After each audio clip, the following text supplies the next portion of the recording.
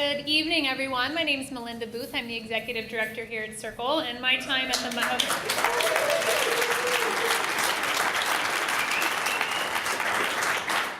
the microphone right now will be very short because we have a different program for you that I am not involved with, but I'm going to introduce our facilitator for this. So, Ms. Janet Cohen, if you wouldn't mind to come on up and join me. I'm going to sing your praises here for just a minute.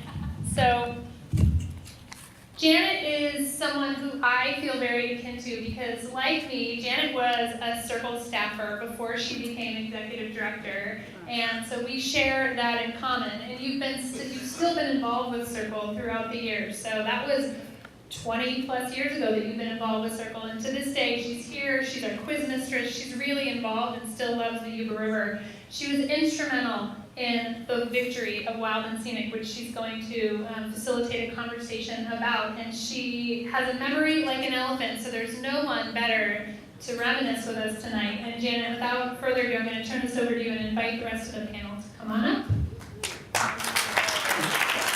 Hey everybody, this is a really great thing for me and for everybody on the panel.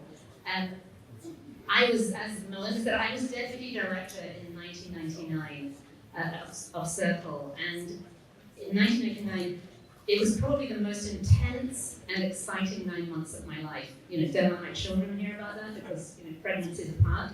But seriously, oh my husband, true.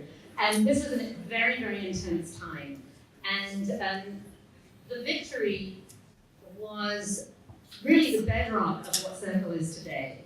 Before we had Wild and Scenic status, and actually there must be millions of people in the audience who weren't SYRCL members and maybe weren't even born at the time of this victory. But you need to know that before we won this victory, it was always we were always in reactive mode against this dam, that dam, or the other dam. The victory really set the stage for SYRCL as it is today. Once the victory was won, we could start restoring salmon, we could start monitoring the river, we could start going into schools, we could do so much, and really it was the bedrock of what you see today. We have a panel here tonight of 3 people who were key in this victory, which was a hard one, very, very hard one victory. We're missing 2 people. We're missing Sean Garvey, who many of you remember was the executive director of SYRCL at the time. He was a brilliant, and still is a brilliant guy, and we're missing him today. He lives down in Oakland. And unfortunately, Izzy Martin, who was our major fearless leader, both in Nevada County as a supervisor and in Sacramento, greasing the wheels, schmoozing people. She unfortunately had to pull out of tonight's panel. And Steve Evans from Friends of the River, who were these massive allies and really who mobilized so many people outside the county. Who is that? Ah, Ron. Ron's stark in the back. Oh my gosh, I haven't seen you for years. How are you, Ron? That's great. And you don't want to be on this panel, do you? No. Okay, good. So who we do have on the panel is Roger Hicks, who is the founder of SYRCL and almost permanent board member.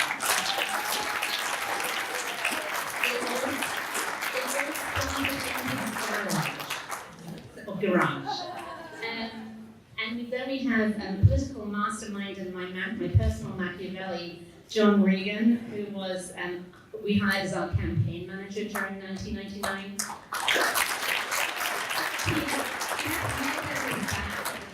Like a giant ponytail. Times have changed. Still back there. It's still there. Just a phantom. And then we have Jeff Shellito, who's one of those unsung heroes from Sacramento. He was the legislative aide to Byron Scher, who was the state senator from Palo Alto, who agreed to carry SB 496, our bill to make the e-rate.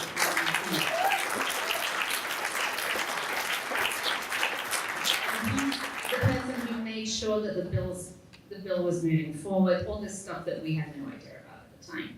So Jeff will have some interesting stories. But I'm going to lead off. I'm going to hand the microphone to Roger because he has his own. He has his own microphone because he's going to give the background to the 16 years that SYRCL fought for wild and scenic status, and what had to happen during that time, and what we did. So over to you, Roger. Thank you, Janet. SYRCL was started because of a dam that was proposed at Hoyt's Crossing. It was a hydropower project. It was called Miners Tunnel, and it had a federal license. The idea was that Hoyt's Crossing or Miners Tunnel back then was the most popular swimming place on the river. And the idea was they'd put a dam there at Hoyt's Crossing, divert the river through the existing Miners Tunnel, which is a gold rush era relic, and then build a powerhouse at the downstream end of Miners Tunnel, and then let the water go back in the river at that point. So this was outrageous because it was the most popular swimming hole on the river, outrageous to a lot of us naked hippies at the time. And not only because of that, but also this property was owned by the people of California. It was owned by the Department of Parks and Recreation. There was no formal South Yuba River State Park at that time. That came later. But the Parks Department did own that property. And so these four people who call themselves Northwest Power had a federal license to build not only this one, but another one upstream at the historic New Rome Powerhouse site, which at the time was owned by Roger Hodgson of SYRCL. And they were going to use eminent domain, Northwest Power, to condemn this public land so that they can make a private profit. Now, eminent domain is usually is condemning private land for the public good, like if there's a freeway that needs to be built or something like that. But they were going to condemn this public land for their private profit. Not only that, the power would only be, it would only run during the winter and spring when the power wasn't really needed. So this pissed off a lot of people, and that's how SYRCL was formed. Actually, at the time, there was this law that gave tax credits for these kind of projects and guaranteed the developers a market and this inflated rate. So there were hydro projects popping up, proposals all over the place. SYRCL was all volunteer at the time. We didn't have any staff, but we were motivated. And so we went to the Board of Supervisors, and I gave them a little presentation and said, hey, we have this idea. We should, stop all these projects with state wild and scenic designation. So much to my surprise, they said yes. Unfortunately, 2 weeks later, the right wing awoke, and they rescinded the decision. Nonetheless, we went down to the state capitol, and with Jeff Shellito's help in 1987, we had our first state wild and scenic bill. Was authored by Assemblyman Lloyd Connolly of Sacramento. It went down in flames. We just got toasted because we didn't have support of our local government. So that was a big lesson. So we went back to the community. The opposition was aroused, but at the same time we realized on the cover of the phone book was pictures of the South Yuba, a photo of the South Yuba. The Chamber of Commerce had a photo of South Yuba on its brochures. So we knew there was common ground. There was love for this river, even for those people that wanted to see the dams built. SYRCL became incorporated. We got an office. We hired Mary Hoy as our first executive director, and just continued to build community support. We had a property owners committee that Susan Levitz and Carla Ahrens and Susan Nance organized. That was instrumental. And Susan Nance, we used her family's place up in Washington for numerous board retreats and strategy sessions. That was really, really great. And then Carrie Timmer succeeded, another thing that Mary Hoy did, one of the last things, we commissioned Tim Palmer to write this book. This is a wild and scenic report for SYRCL on the South Yuba. Tim Palmer is a very well-known river photographer. He's photographed every beautiful river in the country, and but this was way back when, and so Tim wrote this book for us. It's the first mention that I know of the economic benefit to the county and the community of tourism on the South Yuba. He actually quantitated that. So then Mary left. There was a little hiccup, but Carrie Timmer succeeded her, and we had been getting businesses to endorse the concept of wild and scenic. On Carrie's first day in office, the opposition organized a boycott of any business in town that had endorsed wild and scenic. So that was sort of a welcome, Carrie. We're glad to have you here. But Carrie established really good relationships with Ray Patton at the Parks Department, with Dean Swickert of BLM, and during her tenure, the Tahoe National Forest, they inventoried all of the rivers on the west side of the Tahoe for potential wild and scenic status, and they gave really favorable evaluations to many of the rivers, including the South Yuba.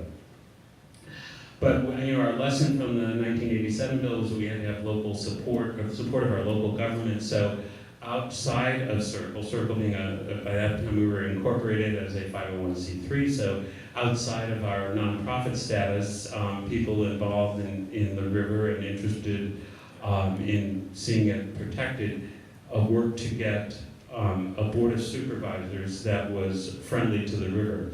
So whenever there was a candidates forum, we would go and ask, hey, what do you think about wild and scenic for the South Yuba during the candidates forum? And first we had Sam Dardick, and then Peter Van Zandt. And he was the stalwart. Peter Van Zandt was the second member. Peter's here tonight. There he is. Yeah, thank you.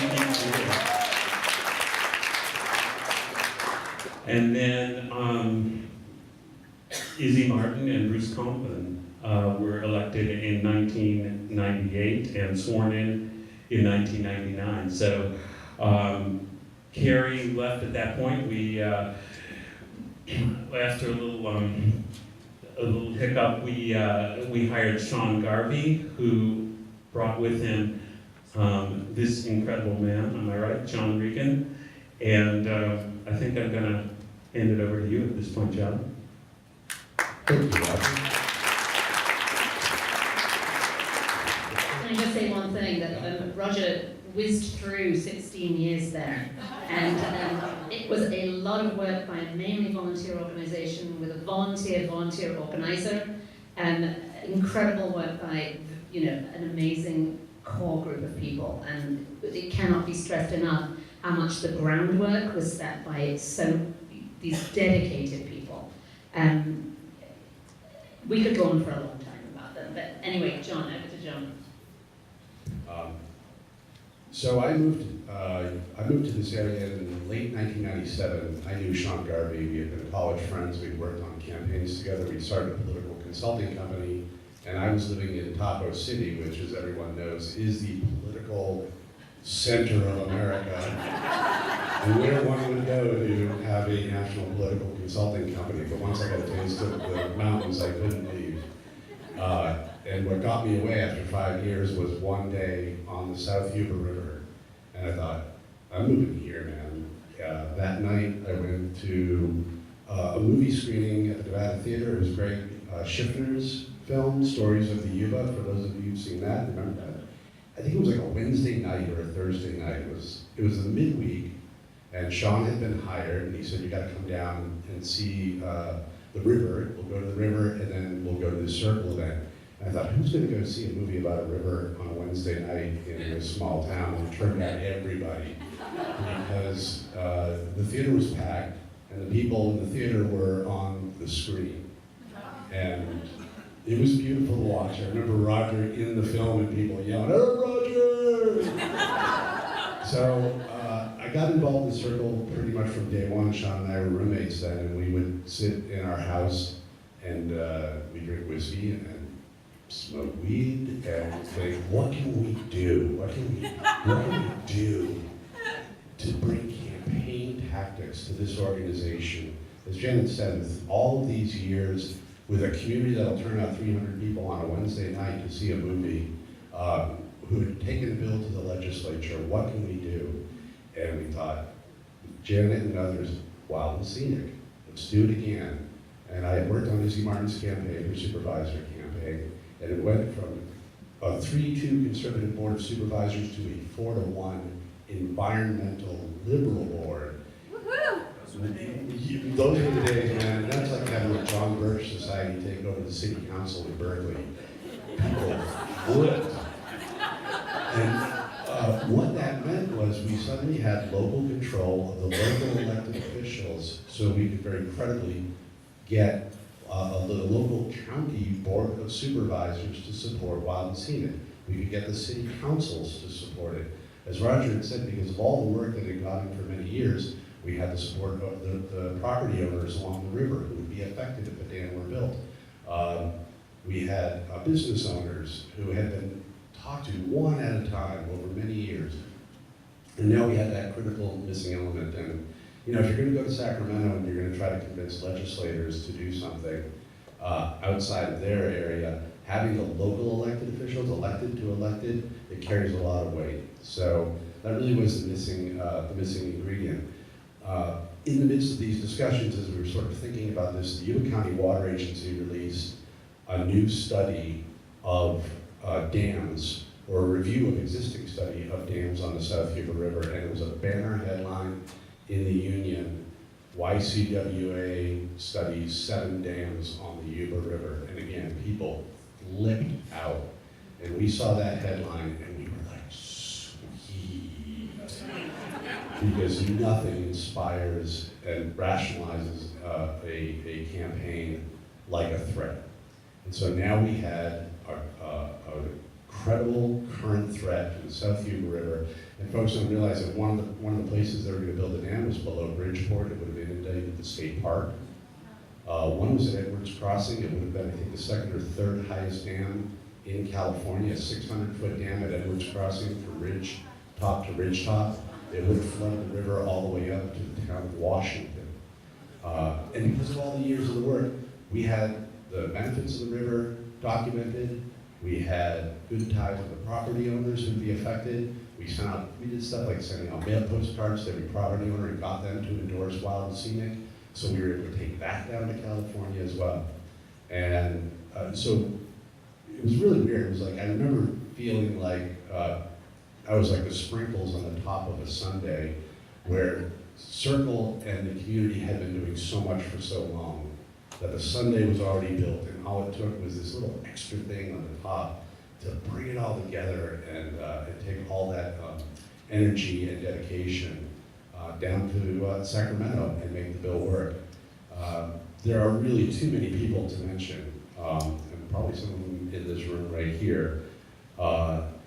The board of supervisors, Peter and Sam and Izzy and Bruce, wouldn't have happened without winning the board of supervisors. It would not happen. When we were first considering doing it, we wrote up a budget because we thought it was going to be a 3 or 4 month deal. And we went to Michael Funk of Mountain People's Warehouse and a longtime supporter of SYRCL, and we had this budget of a couple of tens of thousands of dollars. And we were going there to ask him for a couple $1,000s. And he said, well, why don't I just fund the whole campaign? Can you wait a month for the check? Sure, a month is fine. And remember, we walked out of that meeting just pinching ourselves. That was one of the best moments of my life. Ever. And we really walked out and like, did that just really happen? So now we have a campaign, we have the money, it freed us up, we didn't have to do the fundraising just to get the thing started. So kudos to Michael Funk for that. And I'm trying to remember, you know, it was a very strange time as when I handed over, but you know, it was a really weird time because, as Jen said, there was an imminent threat to the river. As Roger said, a company, an outside company from the other side of the planet could literally get a federal license and put a dam on the South Yuba River, and there wasn't a thing the community could do to stop it. It was a persistent threat. It was always there. Good. One thing that I didn't mention during the miners' tunnel fight, before this happened, there were all these French people started appearing in town, and why are they're not here to bake croissants. And one morning, somebody slipped an envelope under my door at my house saying, "This is Électricité de France, a division of Électricité de France, which is the French national utility, and there's a division called DIT, and they have invested in these hydro projects." Right. The French connection, right? Yeah. I actually think that when I talked to you in advance of this, you were saying that in fact what it was like was whack-a-mole. Yeah. You know, one would come up, you'd bang it down, one would come up and you'd bang it down. It was just like this big game of environmental whack-a-mole with these dams. Yeah, and it really did take, that's why it took the whole community and to win the fight. And as I said, when we first kicked it off, we thought, we're gonna bust this thing out in 3 or 4 months, we'll get an author, bada bing, bada boom, we're done, river saved, because that's how we do. And when we went down to Sacramento and started talking to the pros down there, they said, it's gonna be hard, and be ready. Well, oh God, I don't speak his name. I will say this, we do want to pass it on, but when we met with Jeff and Senator Scher, one of the other people I think it would not have happened with without whom it would not have happened is Jeff Shellito, because we met with the senator. He was not from the area. He was good friends with our senator, and senators don't want to step on each other's toes. But we did our little spiel, and Senator Scher looked over and said, well, if Jeff says that I should do this, then I'll do it. It is true. It is true. Shut up, Jeff. And we went to Jeff because Jeff was the staffer on the 1987 bill. So, we knew Jeff, and Jeff knew the river, and Jeff and I had voted together a number of times. So yeah, thank you. What I was going to say is, I had worked for Byron Scher since, I think, '85, and he had authored a Wild and Scenic River Bill in 1989 that were the first additions to the Wild and Scenic Rivers Act since 1972. And actually the McLeod River, which is kind of in the crosshairs right now because of a Shasta Dam raise proposal, it had hydro proposed on it, and it was McLeod and the East Carson, West Walker. So you knew that we had worked on this subject area. Anyway, in 1999, I don't know whether you guys had approached your local senator and assemblyman first. Yes. You had, and they were Assemblyman Sam Anastad, who was a dentist, newly elected, and Senator Tim Leslie. And We drove by their house. well, you told Senator Scher you actually asked him first. And I don't think he was actually buddies with Tim Leslie. They were quite different. But so I think this was at the time of year when people come in and have bill ideas. January of '99. Izzy was brand new elected. I just met her there, and I knew Roger, and I met you. And I think the main concern was he was from Palo Alto, and this issue had dogged him on carrying forestry reform bills. He's not representing the North Coast. He didn't represent the South Yuba, but the fact that Izzy was just elected and the board of supervisors was behind the proposal, that was the kind of a magic part of the equation, because then we're just he's carrying the bill that's supported by the Nevada County Supervisors. So he agreed to do it. And Well, and I mean, basically, he's carrying a bill that's opposed by the local assemblyman and local senator, state senator representing this district. That means, I mean, I think the term of art is for rolling those legislators. So that took some guts from Barbara well, Sher. it became rolling, but it didn't start out that way. But it was the first year of Ray Davis being elected. So we have a new administration. There were key people in positions to turn out to help us. One of them is here tonight, Patty Schifferle, worked for the Assembly Speaker.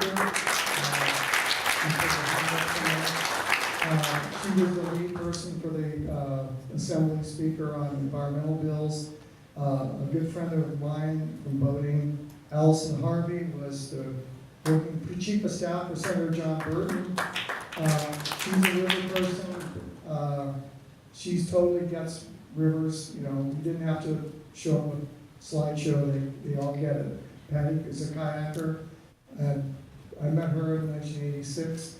Allison is a longtime voter. So they were already with the program. And that turned out to be very important. Plus, I think you guys got Phil Eisenberg, a former assemblyman, to be a lobbyist for Nevada County, pro bono. Yeah, we had, that is, what was extraordinary was the people down in Sacramento that came on board and volunteered their time and expertise. It was really overwhelming and inspiring. Patty Schifferle, Allison Harvey was the chief of staff to John Burton, the president pro tem of the state senate, which meant we were having our strategy meetings in like the most beautiful room in the state capitol. I mean, it was like, wow, this is easy. It was a moment in time. And Phil Eisenberg came down as pro bono, and Phil Eisenberg had been mayor of West Sacramento. He was a very well respected assemblyman, a former assemblyman, and a lobbyist for Metropolitan Water District. But he had connections with the governor. And this governor, as you know, went on to be recalled 4 years later, but he wasn't averse to taking risk at that point. So there was a lot of things to navigate. And I don't want to, maybe there'll be some more time to ask that questions, but I was going to say, the final, both times the bill passed off the Senate floor and the Assembly floor was by a 1-vote margin. Yeah, it's even despite the fact that it was all Democrats, all Republicans, because the Republicans that represented the area were adamantly opposed to it. And, but in the end, the governor communicated towards the end of September of that year that he would sign the bill, but I don't know who came up with the idea of modifying. There was a state water bond over $1 billion going to be on the ballot, and they added $90 million. This was the governor's idea, I believe, to provide additional money for flood control in the Yuba other river system.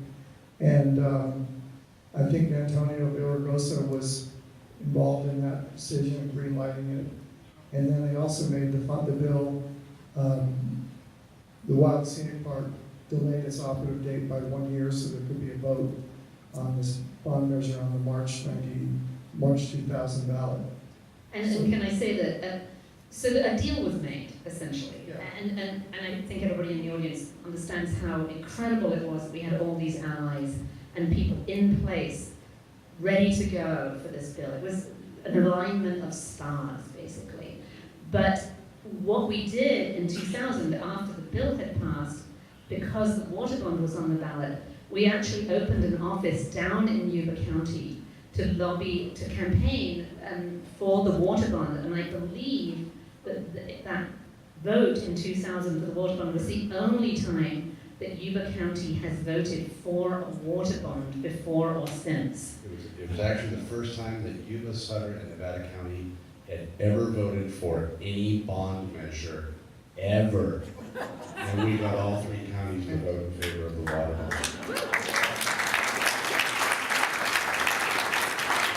So as Jeff said, both votes in the Assembly and the Senate were we won by one vote. The Senate vote was the second one. It had already passed out of the Assembly.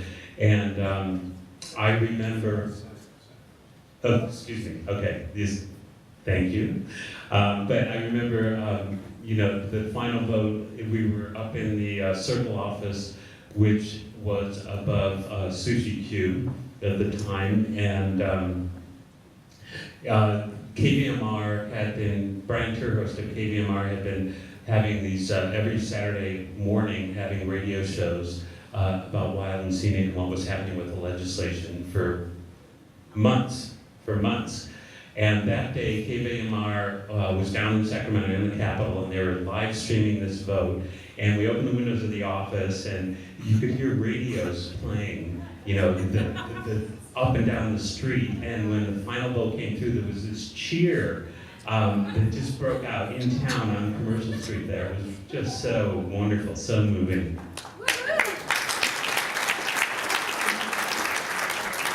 I'm just going to talk about one of, I just want to say that this is before email. This is basically, people had computers, but it was in the days when we didn't have email addresses for our members because most people didn't have it. In fact, SYRCL members would come into the office and think that their membership allowed them to use our computers to pick up their email. So it was pre-digital age. We didn't have to do everything by printing and so forth. I'm just going to tell a story. It was pre-social media too, so. Yeah. I think one incident that stands out that I remember just is that for a lot of people that the team of Izzy, John, and Roger, when they would go to legislative offices, most of the legislatures from the Bay Area and Southern California and Central Valley, they don't know the Yuba River. They don't, it's just an abstraction. So, it kind of been the idea of like David Brower came up with the idea of the Sierra Club coffee table book. We knew we couldn't necessarily whip one of those together quickly. We came up with the idea that, there was this new idea you could screensavers, because PCs were like a novelty. And I don't know whether, I said, well, let's get a screensaver of what the Yuba looks like. And you guys can't remember, but I thought it was Susan Levitz that may have done that.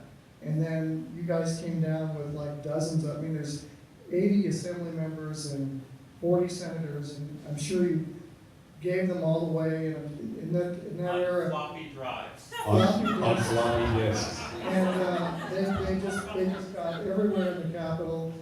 You guys told me that when you go into Republican offices, even though their members were not in favor, they were on everyone's PCs. There's pictures of right by, vote yes on 496.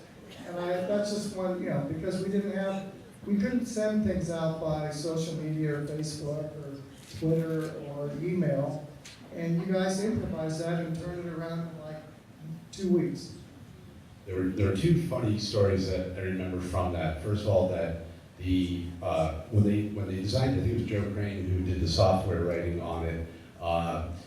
He did it. It wasn't malware. It was self-loading, which meant when somebody inserted it into their floppy drive, it auto-loaded as the computer screensaver. So it would wind up on these Republican desktops, staff desktops, and we had a scroll at the bottom that would go across. Vote yes on this before I for a long seat.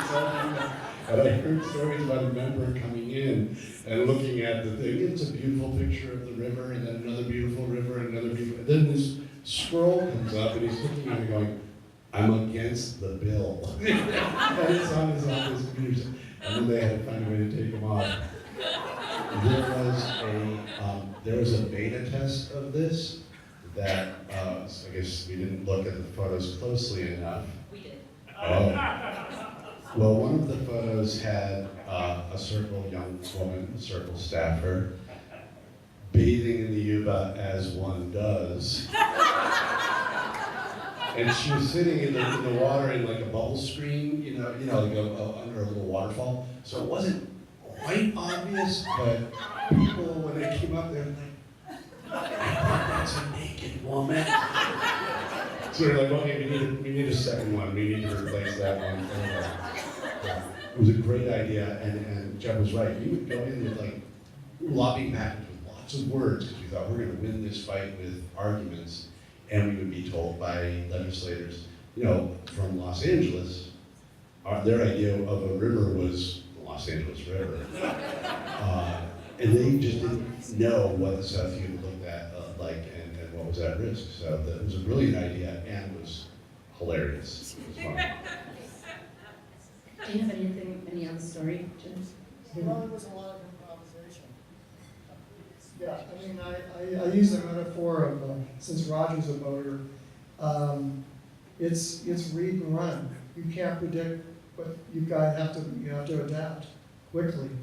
And, there were people raising all kinds of flood control, paranoia, and, it was not foregone conclusion that this was going to work.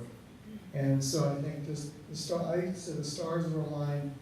There was a lot of organization and the whole community was behind this. And Except for the people who won. yeah, but I mean, but the Nevada County Supervisor was behind it. The People's Republic of Nevada City, Grass Valley was behind it. And that helped marginalize the opposition, especially from the local political establishment.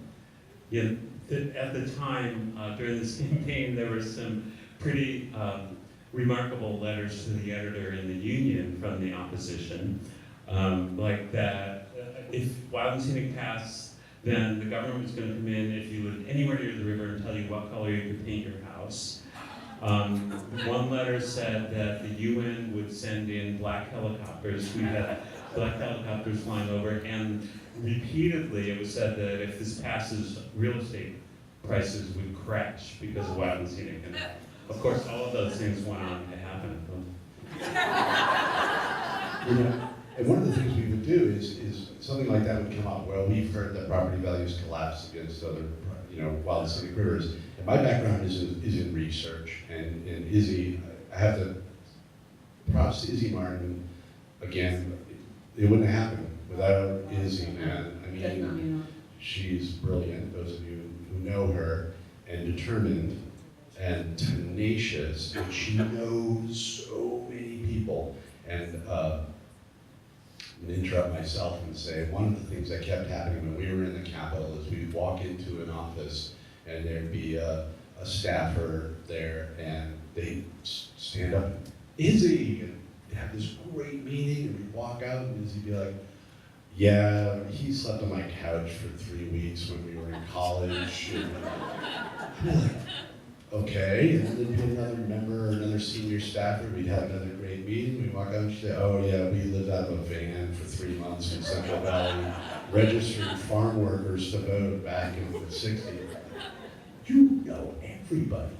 And the other thing would happen is this, we would go in and have a meeting with a staffer, let's say, and even on the Democratic side, they'd say, well, I can't commit to how my member's gonna vote. They respect Senator Scher very much. A little concerned about stepping on toes. I can't commit at this early stage. And then, the formal part of the meeting would end, and the staffer would say, yeah, South Yuba, I've kayaked that a bunch of times. And we were like, oh, really? Yeah, my grandmother has a place in Grass Valley. Oh. Do you know that my member, was a river raft guide for 5 years after college? And we walk out going, so it really did feel like, all the stars were aligned in ways that, like woo-woo people would say that the universe was speaking to us. And also, people voted. The voting for the Board of Supervisors was probably the single most important thing that happened. So vote, everybody. You had to do it. I mean, it really, really impacted our area. And I think I have to wrap up now. And I really think that this passing the bill and really protecting the river for our foreseeable future was a momentous thing for Nevada County. It was momentous for SYRCL in many ways. It actually forced a lot of agencies to really come to the table and negotiate and work with us. Brent Hasty is here today from Yuba County Water Agency. who were our bitter enemy, wouldn't you say, Brent, until sort of the very end of that campaign. We Goes a long way. precisely to making friends. Forest Service, state parks and BLM and Forest Service would turn up at hearings for us in their uniforms, looking very official. But voting and having local representation on our side was absolutely crucial. Having a mobilized community to show, I mean, it really did show the naysayers the power of environmentalists in our community. It really did show the value of the economics of the river. And it really did, which is important to be showing to people. And it really did show that the Yuba is at the heart of this community and that people were willing to fight for years to save what they love. And SYRCL is now the representation of all of that and has built so much more on top of it. And thank you all for being here, for working so hard for the Yuba and continuing into the future. So thanks very much, and thank you, panel members.